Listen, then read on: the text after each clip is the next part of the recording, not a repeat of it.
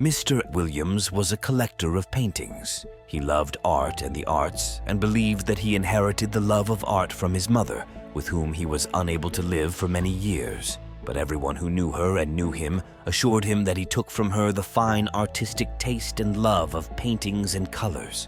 Despite Mr. Williams's work in trade and industry, but he never forgot his passion for art and his love for collecting paintings. Mr. Williams's interest was focused on paintings depicting old English country houses, as well as rural churches and rural towns. These paintings made Mr. Williams happy, especially since he was a lover of everything traditional and expressive about ancient English culture. It was well known among the painting stores that Mr. Williams was passionate about collecting paintings, which is why they would periodically send him their offers on new exhibits that arrived to them so that Mr. Williams would come and see them for himself and choose from among them what he wanted before the paintings were even offered for sale to all customers. One day, a price list for new paintings arrived at Mr. Williams from Mr. Britnell's store. Mr. Williams was one of the store's important customers, and for this reason, Mr. Britnell was keen to show the paintings to him first before anyone else. The price list arrived for Mr. Williams, and with it was a note he had written. Mr. Britnell himself was saying that he thought that painting No. 978 might interest Mr. Williams,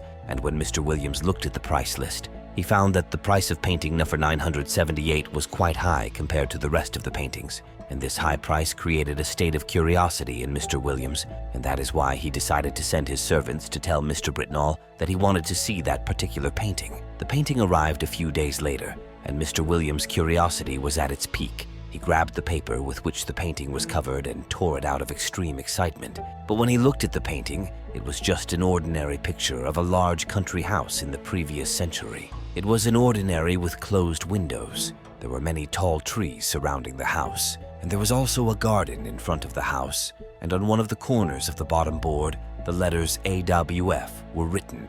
Mr. Williams thought that those letters might be an abbreviation of the artist's name. As for the back of the painting, there was a piece of paper. The paper was torn in half, and the words Anningley Hall, Sex were written on it. Mr. Williams looked at the picture for a long time, but he did not see anything special about it, and he did not understand why Mr. Britnell thought he might want to have that painting, or even why its price was so high, and Mr. Williams made up his mind that he would return it to the store the next day. Mr. Williams spent his day normally, and in the evening his dear friend John Garwood came to his house. John stood looking at the painting and said, "A new painting, isn't it, Williams?" He continued, "The light is very good and I like that person over there." Williams felt strange and said to John, "A person?" John replied, "Oh yes, there he is." Williams looked at the painting in surprise and said, "I never noticed that before." There was indeed a person with only his head visible, and it was impossible to even determine whether it was a man or a woman. This person was standing under the trees in the dark on one side of the picture and looking at the house as if waiting for something to happen.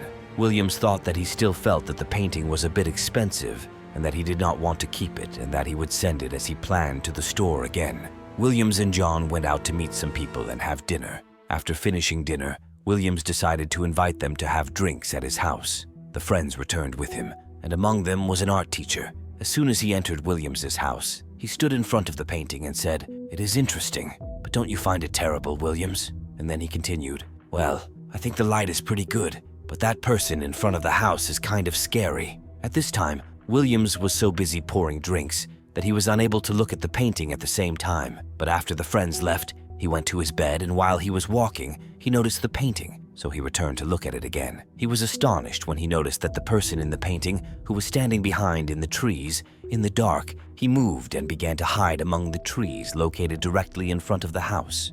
It seemed that this person was on his hands and knees and moving towards the house. This person was very thin and wearing completely black clothes. There was nothing distinctive about his clothes except the white cross on his back. Williams said to himself, "I'm going crazy?" Williams sat for a while, wanting to comprehend all the changes that had happened in that painting, to the point that he began to doubt himself and what he saw before. The painting could not change like this. And here Williams decided to carry the painting and put it in a closet in his office. Despite this, he was unable to sleep, but he picked up a pen and paper and decided to write everything that happened to him and everything that changed in that painting from the moment it arrived until that moment. It seems that Williams was afraid to go to bed to sleep, and when he woke up in the morning, he he would think that everything was gone, and it was just a dream. This paper will prove that he was fully aware of what was happening around him and with him. He finished writing everything that happened to the painting and went to bed, but he could not sleep quickly that night, as if something was controlling his entire mind.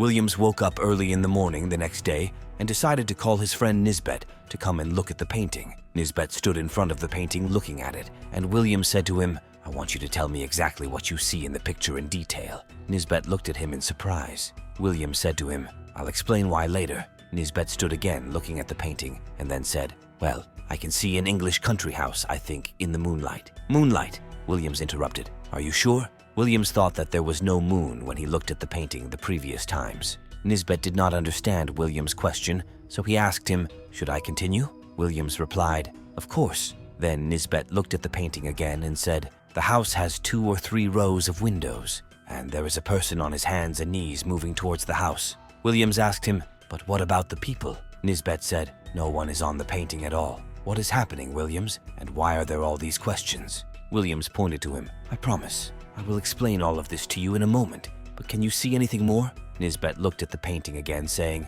"Let me see." "The only other interesting detail is that one of the windows on the ground floor is open," Williams exclaimed in horror. "Oh my God, he's inside the house now." Nisbet looked around, not understanding who Williams was talking about, but he had barely spoken when Williams himself moved across the room to see the painting and was sure that everything Nisbet had described was correct. He returned. Williams went back to his desk and wrote quickly for a minute or two, then got 2 pieces of paper and went to Nisbet and gave him the 2 papers. The first paper contained a description of the painting at that moment, and the second paper contained a description of the painting the previous night, which Williams and his friends had seen. Nisbet looked at the 2 papers in amazement and then looked at Williams and said, "This is the strangest thing I have ever heard or seen. We have to take a picture of the painting now before it changes again. We also have to try to find out where that painting is. Where is this place located in England? I feel like something strange and terrible is happening there." Williams responded by confirming what his friend said. "Yes, and I want to ask John Garwood to write a description of what he saw yesterday when he looked at the painting, since he is certain that the person who appeared in front of the house was under the trees on one side of the house." John actually arrived at Williams' house and sat down to write a description of the painting, as Williams asked him to do. When he finished, he went to see the painting again, and Nisbet was then taking a picture of the painting. The 3 friends sat discussing among themselves the meaning of what was happening in that painting. It could be a cursed painting, or perhaps some magic spell had been cast on her. None of them could reach the meaning of what was happening in the painting, so Nisbet suggested that the 3 of them go for a walk. Perhaps that would help them think more clearly. The 3 actually went out and continued their discussions and returned to the house. Williams again. It was 5 o'clock in the evening, and when they entered Williams' room, where he had placed the painting, Hay found Williams' servant sitting in front of the painting and staring at it suspiciously. When Robert felt that Williams and his friends were with him in the same room, he jumped to his feet, looking embarrassed. He looked at Williams and said to him, "I apologize for sitting in your office, sir, but once I saw that painting, I couldn't stop looking at it." Williams responded modestly, "Please don't apologize, Robert. Tell me what you think of the painting. I'm interested in knowing your opinion." Robert paused for a few seconds and then exclaimed, "Well, sir, it's not the kind of painting I would let my little daughter look at. She gets scared easily, and I think this strange, skinny person carrying a child might give her bad dreams." The 3 men looked at each other after they listened to Robert's sentence. Williams thanked him and allowed him to leave the room. As soon as Robert came out and closed the door, the 3 rushed to the painting. John said, "Robert was right. Here is the strange, thin person clearly visible in the pictures as he walked away from the house and carried a child with his long, skinny arms."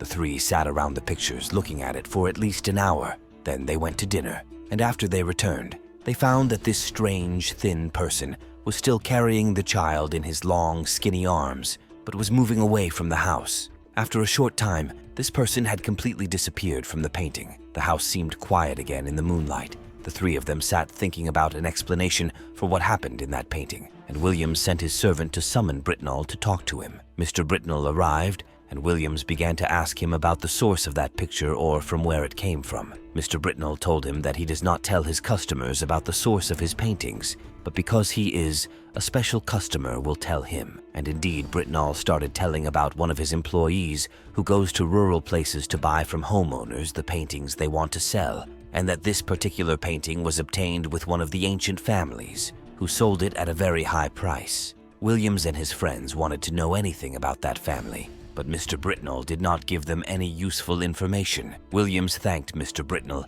and felt that he had returned again to square one. He was unable to access any important information regarding that strange, or we can say cursed painting, but then he remembered the cutout paper that was in the background of the painting and on which was written Anningley Hall Sex.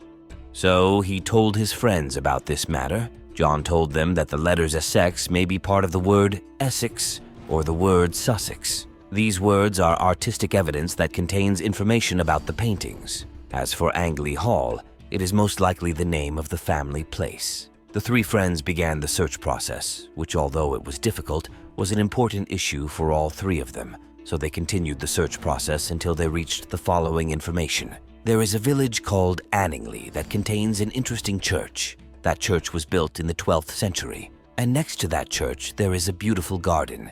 That garden overlooks Anningley Hall, which was formerly a country house belonging to the Francis family. No one lived there now. The last child of the family disappeared under mysterious circumstances in the middle of a night in September 1802. No one has been able to discover who took the child yet, but there are those who say that it was a member of the Gardy family who did it to revenge. William said, "Well, it seems that what we saw the revenge." The three friends fell silent, and the painting stopped changing. William finally decided to keep the painting and not return it to the store. Several months passed, and then the three friends met again. They talked about the strange painting and the unknown secret behind that painting. John suggested that the three friends travel to the village of Anningley to search and confirm the validity of what they knew about that painting. Nisbet immediately agreed, confirming that he was thinking in the same matter. As for Williams, he seemed hesitant, but in the end he accepted and decided to travel with them. Within several days,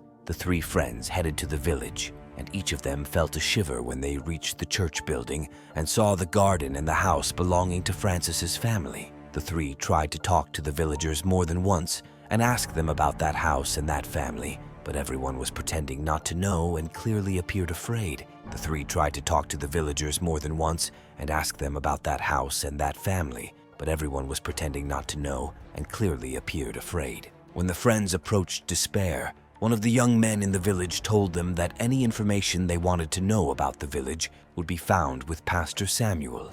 The three headed to the priest after agreeing that this was the last stop and that they would return to their homes even if they did not find anything. The village was gloomy, and the people there were dealing in a very strange way. The three arrived at the church and immediately asked about Pastor Samuel, who was a man over 90 years old and could barely move. Pastor Samuel slowly sat down in front of the three friends and greeted them, then asked them why they wanted to see him. Williams did not want any of his friends to mention the painting, so he first spoke to the priest, asking him about Francis's family home. The face of the priest, Samuel, changed, as if he heard something he did not like to hear. Williams continued his speech, saying that he and his friends were thinking about buying this house and turning it into a commercial project, but they heard that this house was cursed in some way. That's why they came specifically to inquire about it. The priest looked at Williams and he couldn't believe what he had just said, but he began to tell a very strange story. The priest said that this story happened a long time ago,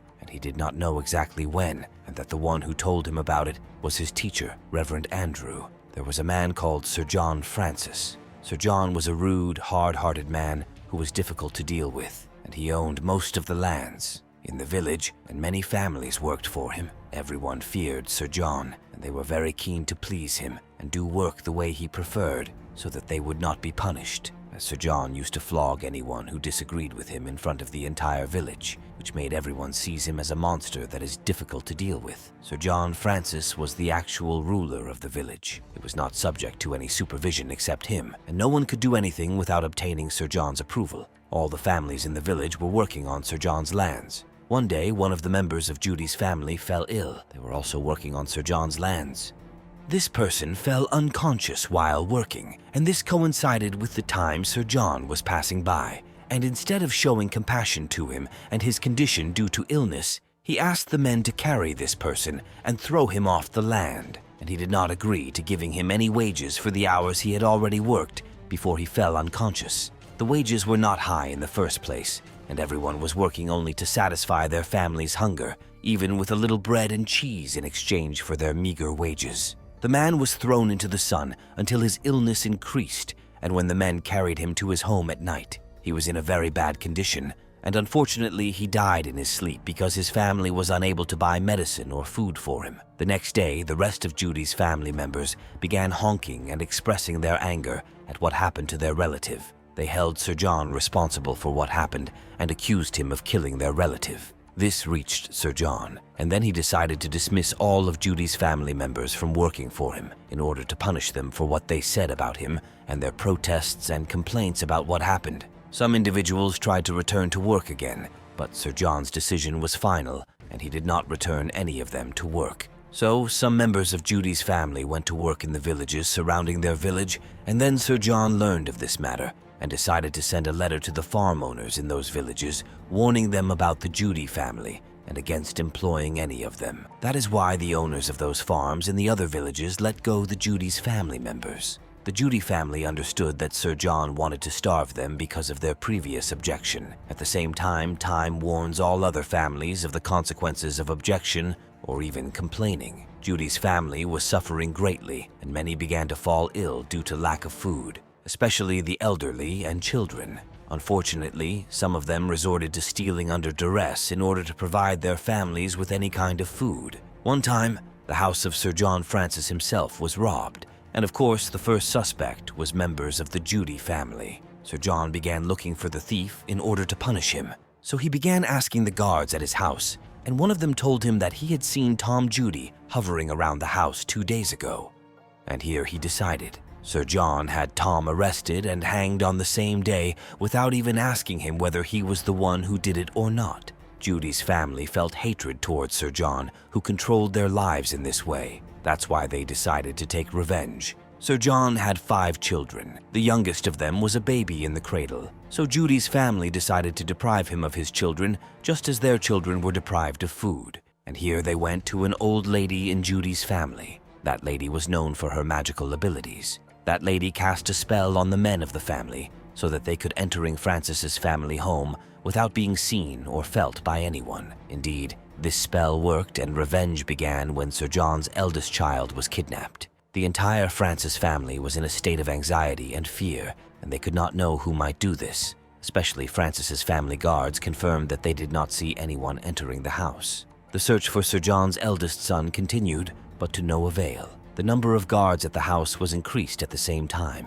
but unfortunately, 1 week after the disappearance of the first child, he disappeared. The second child, also without any evidence or any indication of who might did, disappeared, and after the end of the second week, the third child was kidnapped. Sir John felt that what was happening was revenge on Judy's family, but he was unable to do anything. He ordered the guards to arrest more than 10 men from the Judy family, but at the end of the third week, the fourth child was kidnapped. Sir John was in a very bad condition, and it is said that his wife lost her mind at that time. Sir John himself was sitting with his baby in the same room. The child's room is simple. There is only a small cradle, a chair by the window, and a painting of the house hanging in front of the cradle. At that time, Sir John was keen to stay awake at all times to make sure that his son was still with him and was still fine. The men of Judy's family were released because of the kidnappings continued even after they were arrested. Sir John actually managed to keep the little boy for more than 2 months. But one September night, Sir John fell asleep while holding his child. Unfortunately, when he woke up, he did not find the child. That night, Sir John did not scream or cry as he used to do with the rest of his children. He just put a rope on the ceiling of the room and hanged himself in front of that painting on which the house was drawn and which was placed in the child's room in front of the cradle. After Sir John's death, his brother came to handle the work. He was fair and ordered the return of Judy's family and all the other families that Sir John had deprived of work, and he began to implement a fair system. It took him months to restore that village to life, but since that time, No one has lived in Francis's family home, even Sir John's brother himself. Williams was unable to say anything, but Nisbet thanked Reverend Samuel and John asked for permission to leave. Indeed, the three left in a state of astonishment. They could not determine whether Sir John was guilty or a victim.